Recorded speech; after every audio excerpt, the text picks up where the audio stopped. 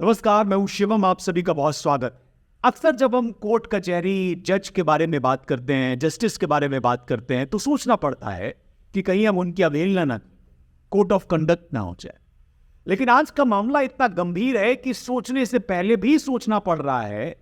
एक कहानी या एक किरदार मैं आपके सामने रखता हूं।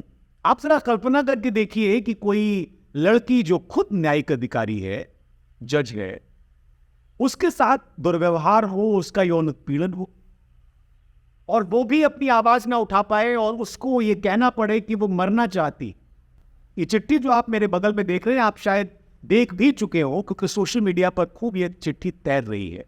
और इस चिट्ठी में एक न्यायिक अधिकारी ने इच्छा मृत्यु की मांग की है। उत्तर प्रदेश के बांदा जिले का ये मामला है, जहां पर बांदा जिले में तैनात एक महिला अधिकारी ने सीजेआई डीवाई चंद्रचूड़ को चिट्ठी लिखकर एक जिला न्यायाधीश पर यौन पीड़न का आरोप लगाया है, जिला न्यायाधीश, और उसने अपना जीवन सम्मानजनक तरीके से खत्म करने की अनुमति मांगी। इसके बाद सीजीआई ने एक्शन लिया है। उन्होंने जांच की स्थिति पर इलाहाबाद हाईकोर्ट प्रशासन से एक रिपोर्ट तलब की है, पूछा है कि आप इस पे क्या कर रहे हैं।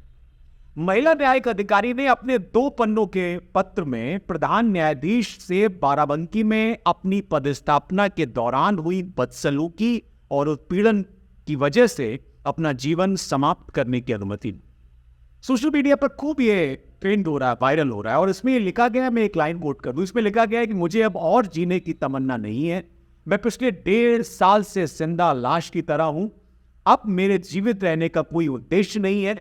कृपया मुझे मेरा जीवन सम्मान पूर्वक खत्म करने के लिए अनुमति प्रदान करें। इसके अलावा भी बहुत सारी बातें हैं, पूरी बातें मैं पढ़ना नहीं चाहता। महिला न्यायिक अधिकारी की शिकायत पर अब विचार किया जा रहा है। ये जानने की कोशिश हो रही है कि वजह क्या है। शीर्ष अदालत के सूत्रों के अनुसार सुप्रीम कोर्ट के महासचिव ने प्रधान न्यायाधीश के आदेश पर इलाहाबाद हाईकोर्ट के रजिस्ट्रार जनरल से महिला न्यायिक अधिकारी की शिकायत पर विचार कर रही आंतरिक शिकायत समिति के समक्ष कार्रवाई की स्थिति के बारे में जानकारी देने को कहा है।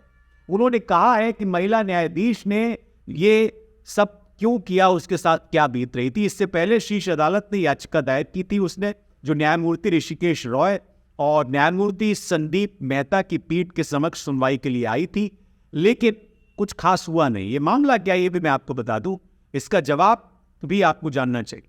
अदालतें जहां लोग इंसाफ के लिए जाते हैं, उनकी दीवारों के भीतर इस तरह के काले कांड भी होते हैं। इससे पहले चीफ जस्टिस रंजन गोगोई पर भी इस तरह के आरोप लगे जब वो सीजीआई थे।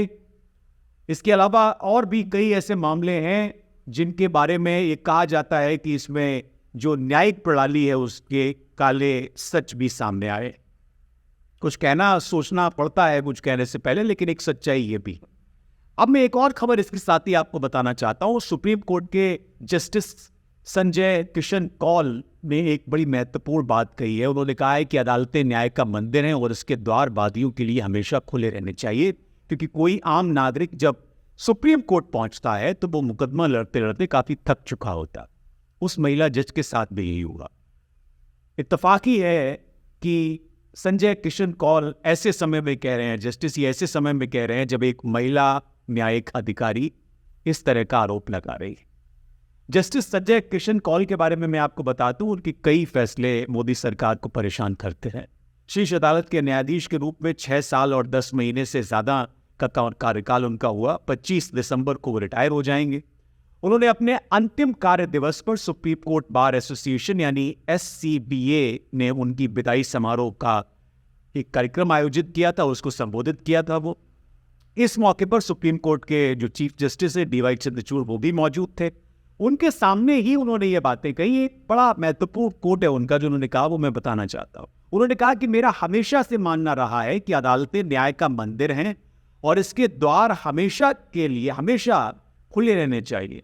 सुप्रीम कोर्ट मुकदमे के लिए आखिरी विकल्प होता है और वादी खासकर जब सर्वोच्च न्यायालय में यानी सुप्रीम कोर्ट पहुंचता है तो वो थक चुका होता है मुकदमा लड़ते लड़ते।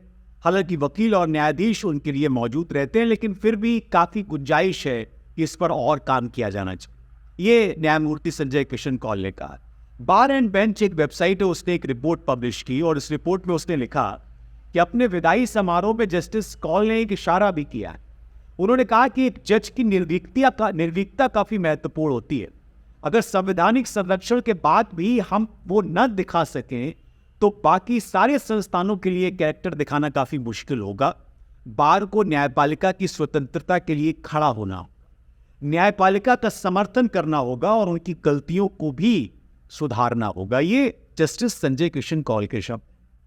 जस्टिस कौल ने समाज और आम लोगों में घटती सहिष्णुता पर भी बात की, उस पर भी उन्होंने इशारा किया और ये उन्होंने कहा कि एक समाज के रूप में हमें एक दूसरे के प्रति सहिष्णु रहना चाहिए, वो बरकरार रखना चाहिए। इंटरनेशनल लेवल पर सहिष्णुता कम हुई है, ये उन्होंने कहा, और अब समय आ गया है कि मानव प्रजातियां एक दूसरे के साथ रहना सीखें ताकि दुनिया रहने के लिए एक बड़ी जगह पर।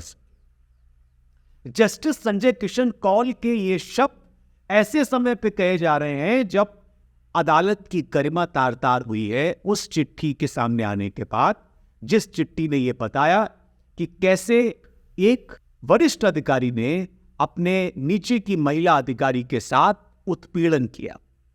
उन्होंने ये बताने की भी कोशिश की अपने विदाई भाषण में कि जो कुछ भी चल रहा है उस पर बड़े ध्यान देने की जरूरत है। सहिष्णुता घट रही है, लोग असहिष्णु हो रहे हैं। आपको याद होगा कि सहिष्णुता और असहिष्णुता पे खूब हंगामा हुआ था एक जमाने, इस बात को लेकर कि जिन लोगों को सहिष्णुता नहीं लगती भारत में वो भारत छोड़कर चले जाए। लेकिन अब जस्टिस संजय किशन कौल ने जब इशारा किया तो फिर एक बार से सोचने पर मजबूर होना पड़ता है। एक और जो इशारा जो जस्टिस की बात में आया, उन्होंने कहा कि अदालतों को, जजों को निर्भीक होना चाहिए, यानी सरकार के दबाव में कोई काम करने की जरूरत नहीं। क्योंकि क्या उनको यह महसूस हो रहा था कि सरकार दबाव बनाने की कोशिश कर रही है या सुप्रीम कोर्ट निर्भीक न रहे, इसके लिए षड्यंत्र रचा जा रहा है? तो ये दो घटनाएं मैंने इसलिए बताना जरूरी समझा इस कार्यक्रम में क्योंकि ये दोनों घटनाएं एक दूसरे से जुड़ी हुई। एक ऐसे जस्टिस की विदाई जिसने अपने पूरे कार्यकाल में 6 सालों तक उन फैसलों को देने का काम किया जिससे एक समाज में इकबाल बुलंद हुआ संविधान का और लोगों का भरोसा कायम रहा। वो जब सहिष्णुता की बात करता है, वो जब ये कहता है जस्टिस कि भाई इस समय निर्भीक रहने की जरूरत है, और ऐसे समय में मैं ये बात कह रहा हूं जब एक महिला न्यायिक अधिकारी ये आरोप लगा रही है कि उसके साथ उत्पीड़न किया गया, वो जिंदा लाश है और वो मरना चाहते, तब ये सोचने पे बात आती है कि क्या वाकई में अदालतों के भीतर सब कुछ ठीक है, सब कुछ वैसा ही चल रहा है जैसा होना चाहिए, या कुछ ऐसा है जो चिंताएं पैदा करता है। बहुत शुक्रिया आप सभी लोगों का, मुझे इजाजत दीजिए। और आपको ये कार्यक्रम कैसा लगा जरूर बताइए, लाइक शेयर सब्सक्राइब जरूर करें। बहुत शुक्रिया।